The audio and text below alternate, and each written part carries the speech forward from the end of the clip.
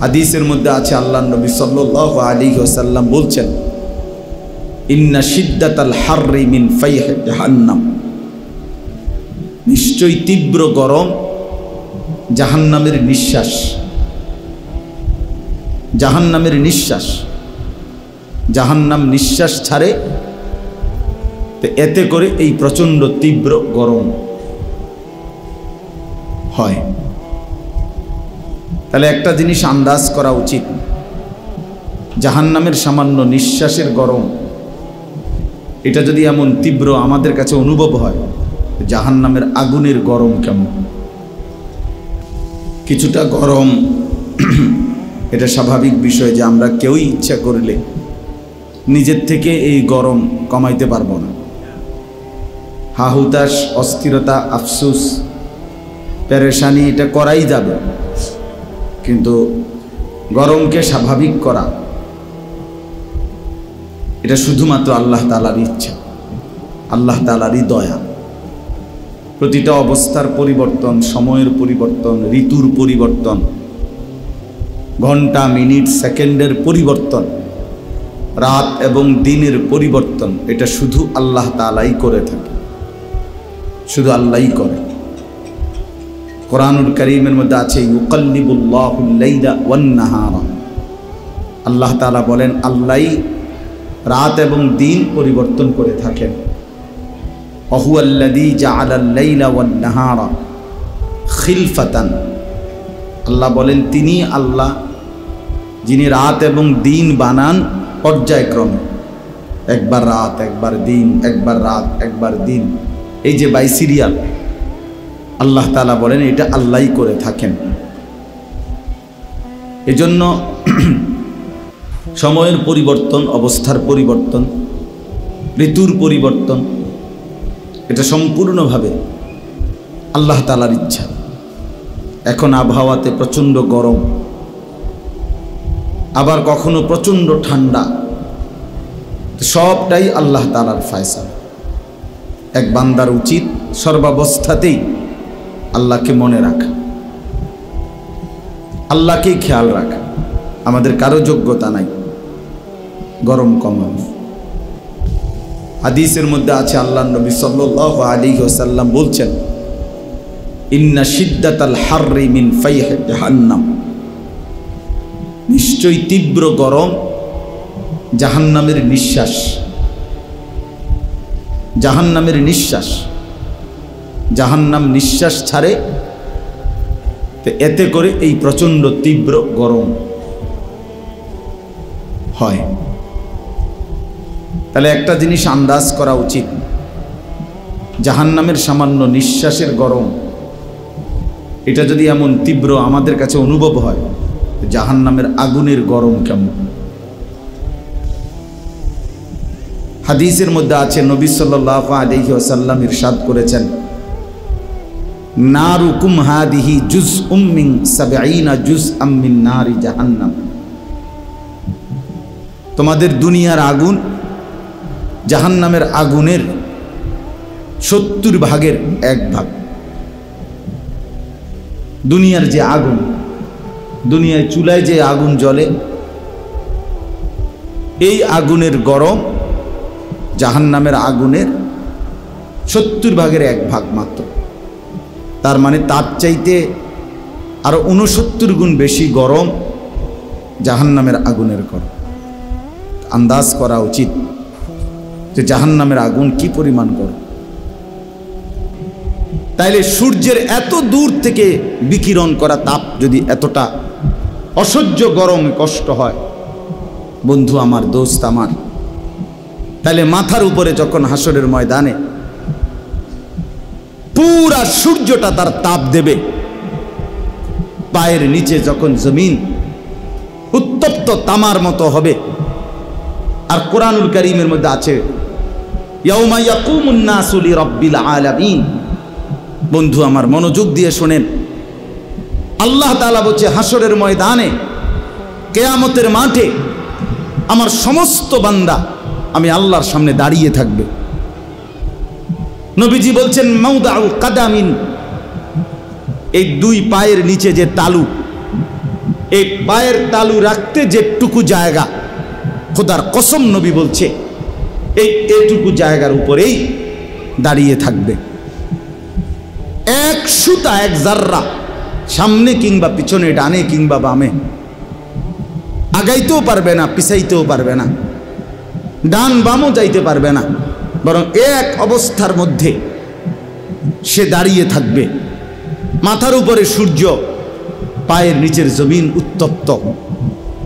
এরপরে কতদিন দাঁড়িয়ে থাকবে? সর্বোচ্চ 3-4 মিনিট, 30-40 মিনিট, 30-40 ঘন্টা।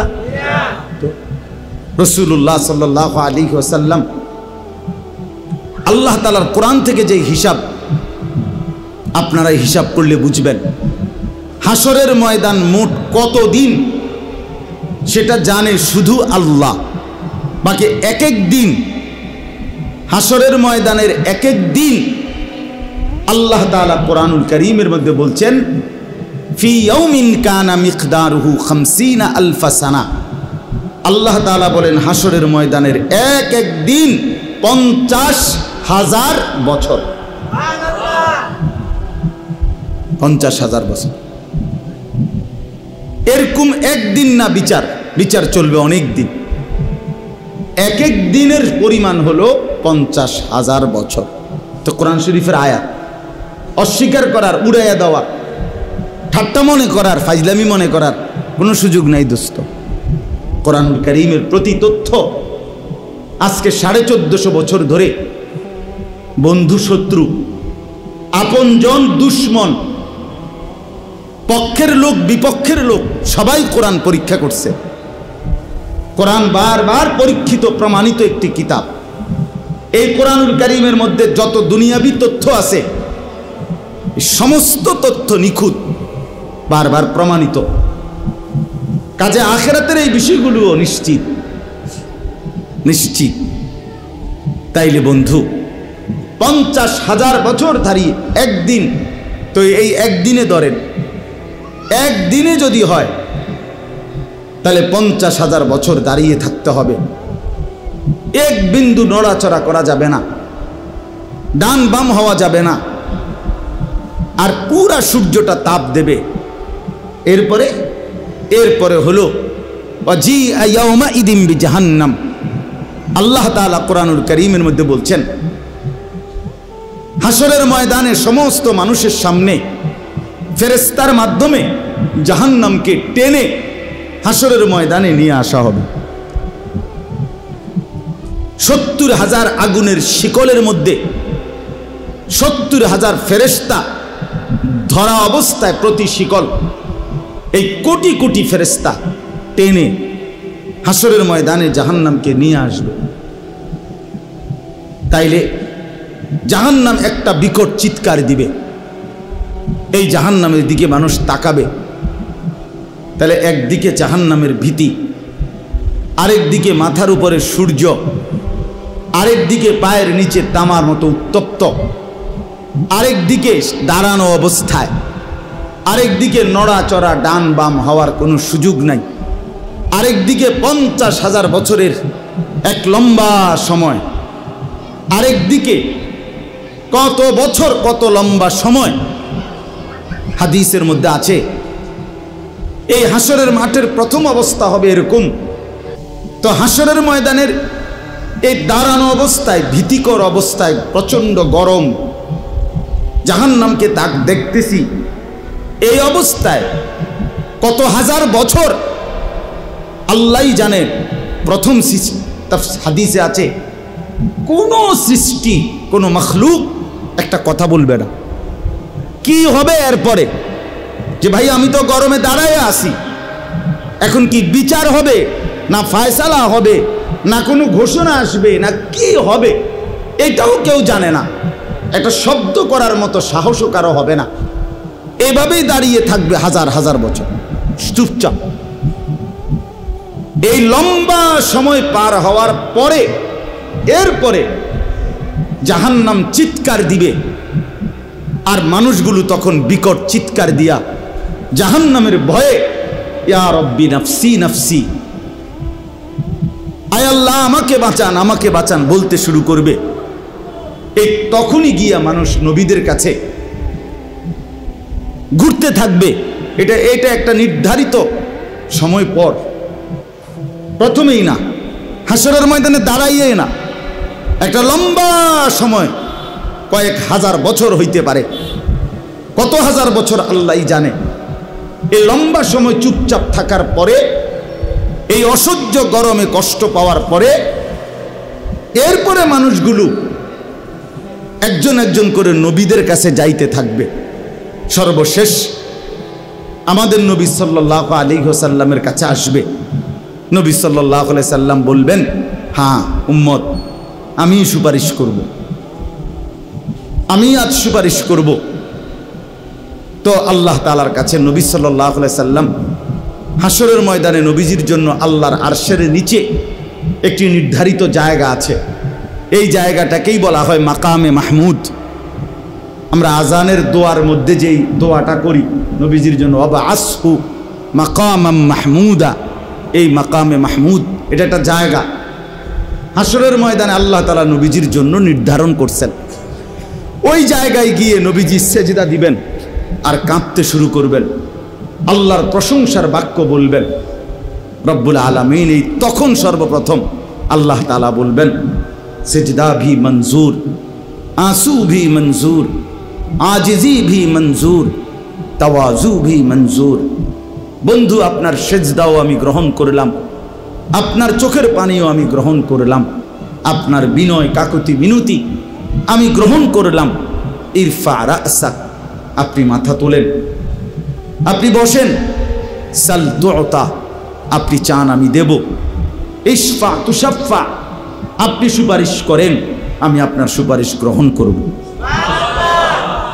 তো নবী সাল্লাল্লাহু আলাইহি সাল্লাম তখন বলবেন, রব্বুল আলামিন, এই মানুষগুলো অত বছর যাবত, এতদিন যাবত দাঁড়িয়ে, বিচার কাজ হচ্ছে না, ফয়সালার কিছুই শুরু হচ্ছে না, আমার প্রথম সুপারিশ আপনি দয়া করে বিচার কাজ শুরু করেন। এই তখন বিচার কাজ শুরু হবে। এই নবীজির প্রথম সুপারিশ এই কথাটা, এইটাই সুপারিশ যে ফয়সালার কাজ, বিচারের কাজটা শুরু হোক, আদালত শুরু হোক। তো আল্লাহ তাআলা বিচার কাজ শুরু করবেন। তাইলে বন্ধু আমার, এই যে বর্ণনাটা রাসূলুল্লাহ সাল্লাল্লাহু আলাইহি সাল্লাম উম্মতের সামনে পেশ করলেন, এটা শুধু ওয়াজের জন্য না, এটা শুধু বলার জন্যই বলা না, বরং কলিজার মধ্যে যেন ভয় আসে, এই জন্য। এরপরেই আমলনামা দেওয়া হবে, এরপরেই বিচার কার্য হবে, এরপরেই বাকি আনুষ্ঠানিকতা শুরু হবে।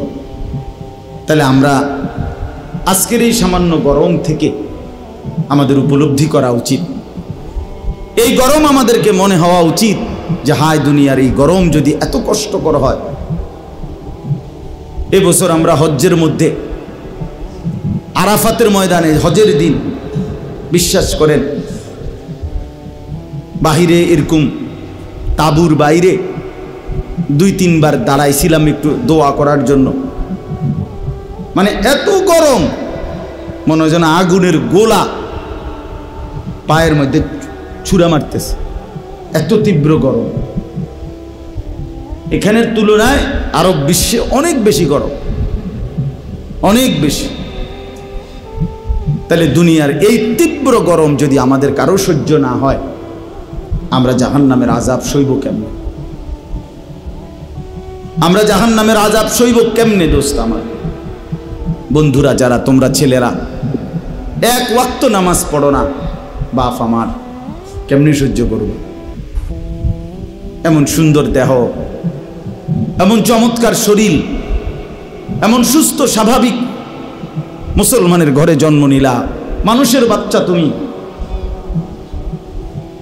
তুমি এক মুসলমানের ঘরে জন্ম নিয়া 5 ওয়াক্ত নামাজের একটা ওয়াক্ত নামাজ আদায় করলা না, এতটা সাহসী কেমনে হইলা যুবক? কেমনে সহ্য করবা? কেমনে সইবা বাপ? ইন্নাল মুজরিমিনা ফি আযাবি জাহান্নাম খালিদুন। রব্বুল আলামিন বলে নাফরমানরা জাহান্নামের আযাবের মধ্যেই থাকবে চিরস্থায়ী, লক্ষ কোটি বছরে। লা ইউফাত্তারু আনহুম, আল্লাহ বলেন এক সেকেন্ডের জন্য জাহান্নামের আযাব বিরতি দেয়া হবে না। লা ইউফাত্তারু, হাজার বছর লক্ষ বছরেও এক মিনিট বিরতি মিলবে না। অহুম ফীহি মুবলিসুন, রব্বুল আলামিন বলে জাহান্নামী জাহান্নামের মধ্যে লক্ষ কোটি বছর ধরে বিষণ্ণ মলিন চেহারা নিয়ে পড়ে থাকবে, কখনো কোনো দিন মুখে হাসি ফুটবে না, চিৎকার করবে। আর আল্লাহ ডাক দিয়ে বলবে ওমা যালামনাহুম ওয়ালাকিন কানু হুমুজ যালিমিন। আল্লাহ বলবে জাহান্নামী নাফরমান, আমি তোর উপরে জুলুম করি নাই বান্দা, তুই নিজেই নিজের উপরে জুলুম করেছিলি। জোহরের নামাজের আজান হয়েছে 1টা বাজে, আসরের নামাজের আজান হয়েছে 4টা বাজে, মাঝখানে 3 ঘন্টা সময় ছিল। 10টা রাকাত নামাজ পড়তে বান্দা 3 ঘন্টা সময় লাগার কথা ছিল না। আমি তো তোকে বান্দা সময় দিয়েছিলাম, তুই নাফরমান তো আমার মালিকের গোলামের সেজদাটা দিলি না। 3টা ঘন্টা অযত্নে ফেলে দিলা। ফজরের মাত্র 4 রাকাত নামাজ, 4 রাকাত নামাজের জন্য আমি 1 ঘন্টার চাইতে বেশি সময় দিয়েছিলাম। আগেও ঘুমাইছো বান্দা, রাতের 10টা 11টা 12টায় আমি ঘুম পাড়ায় দিছিলাম। আমি রব্বুল আলামিন যদি 2 চোখে ঘুম না দিতাম, পৃথিবীর কোন শক্তি তোমার চোখে ঘুম দিতে পারবে না। ওয়াজআলনা নাওমাকুম সুবাতা, আল্লাহ বলেন বান্দা তোমার চোখের ঘুম এটা আমি বানাই, আমি আল্লাহ বানাই। কে বানায়? আল্লাহ বলে 2 চোখে ঘুম আমি দেই, আবার ঘুম থেকে জাগবার সুযোগ আমি আল্লাহই দেই। আল্লাহু ইয়াতাওয়াফাল আনফুসা হিনা মাউতিহা ওয়াল্লাতী লাম তামুত ফী মানামিহা ফায়ুমসিকুল্লাতী ক্বাদা আলাজাল ওয়া ইউরসিলুল উখরা ইলা আজালিম মুসাম্মা।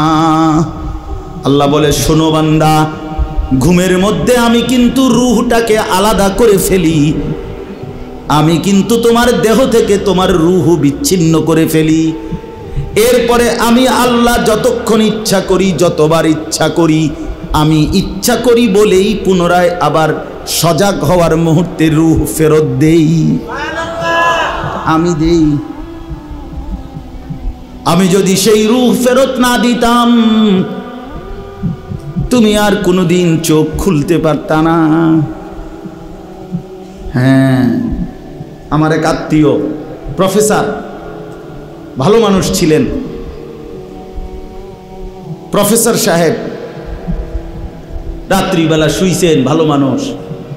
সকালবেলা উঠে দেখছি সবাই উনি মৃত, আর চোখ মেলেন। এই ঘুম তার শেষ হয়ে গেছে। তো আল্লাহ তাআলা বলেন বান্দা, আমি রব্বুল আলামিন, আমি তো তোমাকে ঘুম পাড়াইছিলাম, আমি তো ঘুম থেকে জাগাইলাম।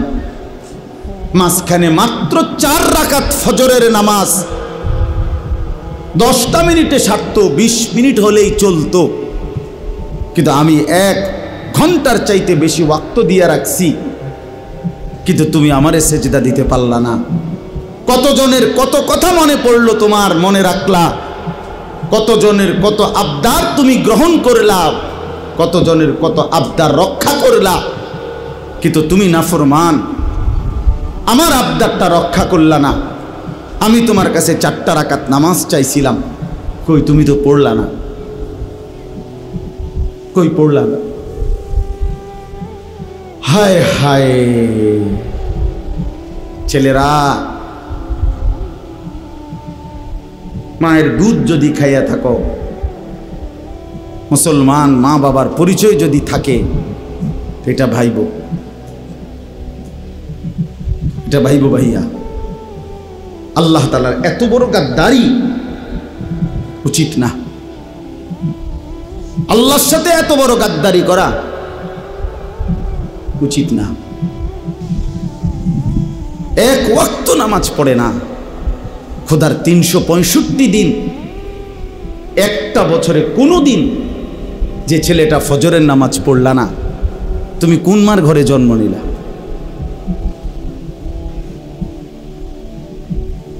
তুমি কোন বাপের ঘরে জন্ম নিলা? তোমার মায়ের 2 বছরের দুধের হক কি আদায় করবে? মুসলমানের বাচ্চা এত বড় গাদ্দার হয় কেমনে বেটা? এত বড় নাফরমান, এত বড় হাইওয়ান, এত বড় চতুষ্পদ জানোয়ার মুসলমানের ঘরে হয় কেমনে বেটা? কেমনে হয় বেটা? এই জন্য মনে রাখো বেটা, যে কপালে সেজদা নাই সে কোনো মানুষ না। যে সেজদা দেয় না সে মানুষ নয়, মানুষ নয়, জানোয়ার। সে জানোয়ার, হাইওয়ান, এটা চতুষ্পদ জন্তু, এটা জানোয়ার, এটা মানুষ না। যে কপাল সেজদা দেয় না। কেন আসলি বেটা তুই পৃথিবীতে বেটা? শুধু ভাত, শুধু খানা, শুধু পেশাব পায়খানা, শুধু লজ্জাস্থানের চাহিদা, শুধু শাহওয়াত, শুধু জিনা, শুধু ব্যভিচার, শুধু নারী, শুধু উলঙ্গ ছবি। আরে এটা তো কুত্তা বিলার স্বভাব ছাড়া আর কিচ্ছু হইতে পারে না বেটা। এ তো জন্তু জানোয়ারের স্বভাব হইতে পারে বেটা। মানুষের ঘরে মুসলমান, অথচ সে তার আল্লাহকে সেজদা করে না। তো কি মানুষ হইলি বেটা? কি পড়ালেখা শিখলি যুবক? এই ছেলে কি পড়লি বেটা? কার জমিনে বড় হইলি? কার আসমানের নিচে রইলি? কি রে বেটা? আমরা চেহারা চিনি না? এখানে দাঁড় করাই এখন বেনামাজি। চেহারা দেখলেই তো চিনা যায়। বেনামাজির চেহারার মধ্যে তো কোনো দয়া মায়া থাকে না। বেনামাজির চেহারা তো নির্লজ্জ, বেহায়া, বেশরম, পাষাণ, দয়া মায়াহীন এমন মনে হয়।